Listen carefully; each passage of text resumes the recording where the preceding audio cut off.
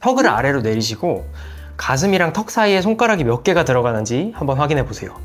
혹시 3개 이상 들어가신다면 여러분들은 다른 사람들보다 가로주름이 생길 확률이 굉장히 높습니다. 하지만 걱정하지 마세요. 오늘 그 해결 방법이랑 예방법까지 다 알려드리겠습니다. 안녕하세요, 블랑쌤입니다. 나이가 들면 생긴다고 오해를 많이 하시는데 이 바로 목주름, 요즘에는 젊은 분들에도 좀 의외로 많이 나타나는데요. 최근 들어서 이 목주름 때문에 좀 스트레스였던 분들, 오늘 영상이 많이 도움이 되실 거예요. 숨길 수 없는 나이테라고 불리는 이 목주름이 왜 생기는지, 그리고 유형별로 예방법과 치료까지 오늘 낱낱이 소개해 드리겠습니다.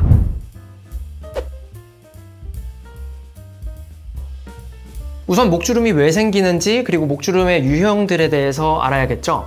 목주름은 대체 왜 생기는 걸까요? 목주름은 크게 가로주름, 그리고 세로주름, 그리고 잔주름 이 정도로 분류를 할 수 있는데요. 우선 첫 번째 세로주름 같은 경우에는 노화가 주된 원인이라고 밝혀져 있어요. 이 목 주변에 있는 근육의 탄력이나 힘이 떨어지면서 세로로 주름이 생기게 되는 거죠. 하지만 두 번째 가로주름은 조금 다른 원인이 있어요. 유전적으로 태어날 때부터 가로주름이 진한 분들도 있고, 이 외부적인 요인에 의해서 생기는 경우도 굉장히 많습니다. 대표적인 원인으로는 자외선, 지속적인 자극, 마찰 이런 것들이 있겠네요. 특히나 이 목은 얼굴이나 다른 신체 부위에 비해서 피부층이 굉장히 얇기 때문에 더 주름이 잘 생기고, 아까 말씀드렸던 세 번째 잔주름 같은 유형도 쉽게 생길 수 있어요. 피부가 얇다는 말을 돌려서 말하면 우리 피부에 있는 부속기관, 피지선이라든지 보습을 도와주는 보습 인자 이런 것들이 상대적으로 적기 때문에 특히나 더 주름이 잘 생길 수 있는 거예요. 그러면 지금부터 직장이나 집에서도 이 목주름을 개선시킬 수 있는 방법들 5가지 정도 알려드리겠습니다. 우선 첫 번째는 자세 교정학인데요.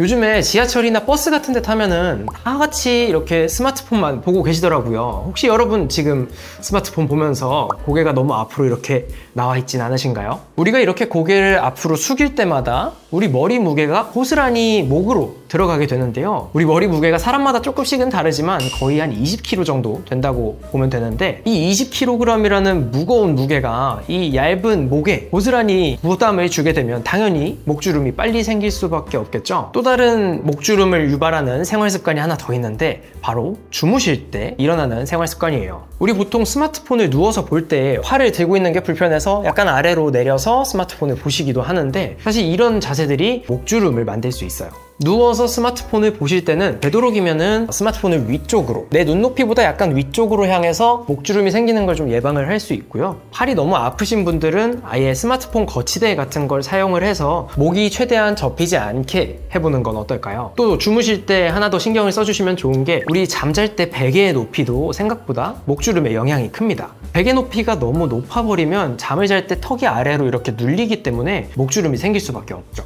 그래서 되도록이면 베개 높이는 내 목 높이에 맞는 그렇게 높지 않은 베개를 사용하시면서 스마트폰을 사용할 때는 되도록이면 눈높이보다 조금 높게 보시는 걸 추천드릴게요. 그리고 자세 교정하면 빼놓을 수 없는 현대인의 고질병 있죠. 바로 일자목, 거북목. 이것도 목주름의 원인 중 하나입니다. 회사에서 모니터 보실 때 혹시 모니터 높이 생각해 보셨나요? 모니터 높이가 눈높이보다 조금 아래에 있을수록 자연스럽게 목이 굽어지고 목주름이 생길 수 있어요. 그래서 지금 영상을 보시는 분들은 되도록이면 모니터 높이는 내 눈높이보다 조금 높게 설정을 하시는 게 좋겠죠. 이런 간단한 생활습관 교정만으로도 거북목을 예방하고, 그리고 심지어 거북목이 있는 분들도 조금 완화가 되는 효과를 볼 수 있으니까 안 할 이유가 없는 방법들이겠네요. 그리고 두 번째 방법은 보습해주기입니다. 제가 앞에서 목은 다른 피부에 비해서 피부가 좀 얇아서 피부 부속기관들이 적다고 했죠. 목 쪽에는 피지선이 적기 때문에 그만큼 피부가 쉽게 건조해질 수 있어요. 우리 피부가 건조해지면 주름이 훨씬 더 생기기 쉬운 환경이 됩니다. 여러분, 피부 스킨케어 할 때 얼굴은 굉장히 신경을 많이 쓰는데 많은 분들이 생각보다 목 쪽에는 신경을 안 쓰시더라고요. 목 쪽이 생각보다 주름이 훨씬 더 잘 생기기 때문에 되도록이면 목 쪽도 바르시는 걸 추천드릴게요. 목 쪽은 얼굴보다 이 표면적이 넓기 때문에 보습량도 많이 바르셔야 되는데, 보습크림이 가격이 좀 부담되신다 하시면은 이전에 다른 영상에서 소개해드렸던 바세린 1:1 비율로 조금 섞어서 사용을 하시면 보습력은 챙기면서 가격도 챙길 수 있게 되죠. 그리고 세 번째는 이 목 주변에 있는 근육을 이완해주는 스트레칭 해주기입니다. 이 방법은 특히나 노화로 인해서 생기는 세로주름을 펴주는 데 좀 도움이 돼요. 우리 목 주변에는 근육이 굉장히 많이 있는데 그 중에서 활경근이라고 하는 목 근육을 풀어주는 게 중요합니다. 이 활경근은 우리 목에서부터 쇄골까지 이렇게 연결이 되어 있는 넓게 퍼져 있는 근육인데요. 우리가 나이가 들면서 근육의 크기나 힘이 약해지는 것처럼 이 목을 지탱해주는 활경근도 점점 힘이 약해지게 돼요. 자연스럽게 이 양쪽 경계가 수축이 되면서 아래로 처지게 되는 거죠. 그렇게 근육이 아래로 처지게 되면서 세로주름이 나타나게 되는 겁니다. 그렇기 때문에 지금부터 이 수축된 활경근을 이완을 시켜주는 스트레칭 방법을 좀 소개해 드릴게요. 먼저 가장 쉽게 하는 거는 목을 최대한 뒤로 당겨주는 스트레칭 방법입니다. 우선은 이 척추 정렬을 올바르게 일직선으로 만든다는 느낌으로 정면을 바라봐 주세요. 이때 바른 자세를 취한 뒤에 목을 최대한 뒤로 젖혀주는 게 포인트입니다. 이때 분명히 목을 최대한 뒤로 당기다 보면요, 입이 자연스럽게 벌어지는데 이 벌어지는 입을 최대한 다물고 한 5초 정도 그 상태를 유지를 해주는 거죠. 더 강한 자극이 필요하다 하시면은 이 손을 가슴에 놓고 아래로 최대한 당겨주면서 동작을 반복하시면 효과가 더 좋습니다. 그리고 이 자세를 하실 때 입천장 뒷부분에 혓바닥을 이렇게 가져다 댄다는 느낌으로 혓바닥을 위에 붙이면요, 이 이중턱도 개선이 되는 효과가 있으니까 되도록이면 한 번에 같이 하시는 게 좋겠죠. 이 동작을 위아래로만 하지 마시고 좌우로도 똑같이 반복을 해주시면 이 활경근이 이완이 되는 걸 느끼실 수 있습니다.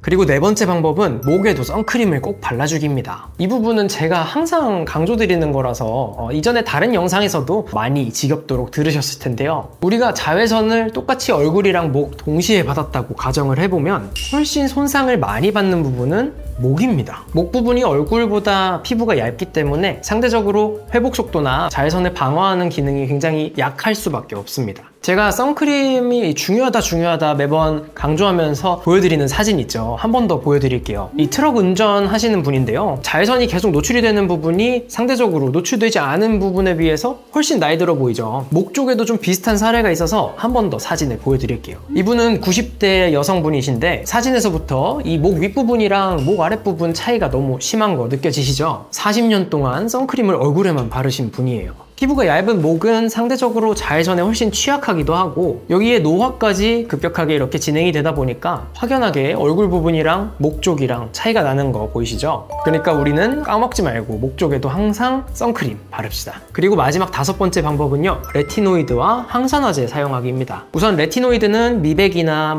주름 이런 데 도움이 많이 되는 성분인데 피부의 재생 속도를 올려줘서 오래된 각질층을 벗겨내주고 새 피부를 차오르게 해주는 효과도 있고요. 그렇게 되면 피부 장벽이 좀 강화가 되는 효과가 있습니다. 우리가 나이가 들면서 이 표피 재생 속도가 떨어지기 마련인데 이 속도를 조금 당겨주는 게 바로 이 레티노이드의 역할이죠. 하지만 이 레티노이드는 단점이 조금 있는데 피부가 얇고 민감한 분들이 사용하시면 피부가 좀 화끈거리고 따가운 자극 증상이 조금 나타날 수 있습니다. 요즘에 이런 부작용이 워낙 빈번해서 이 부작용을 최대한 줄이려고 함량을 이렇게 단계별로 나눠서 출시가 되고 있으니까 처음 사용하신다면 함량이 좀 낮은 것부터 차차 올려가면서 사용해 보시는 게 좋겠죠. 근데 내 피부가 워낙 예민해서 레티노이드가 정말 안 맞는다 하시는 분들은 추천해 드릴 만한 성분이 또 있습니다. 자극을 좀 완화시키는 성분인데 세콜지라고 혹시 들어보셨나요? 세라마이드, 콜레스테롤, 지방산의 줄임말을 이 세콜지라고 보통 많이 하는데요. 이 피부 장벽을 조금 더 탄탄하게 보강해주는 역할을 하는 성분들이라서 초반에는 좀 같이 섞어서 사용을 하시면 자극감이 좀 덜한 걸 느끼실 거예요. 그리고 항산화제의 대표로는 비타민C가 있죠. 이 비타민C는 노화를 촉진시키는 자외선이라든지 미세먼지, 산화 스트레스 등에서 발생하는 산화 반응을 억제를 해주고 또 미백에도 도움이 많이 되기 때문에 장시간 좀 꾸준하게 사용을 하시면 도움이 많이 될 겁니다.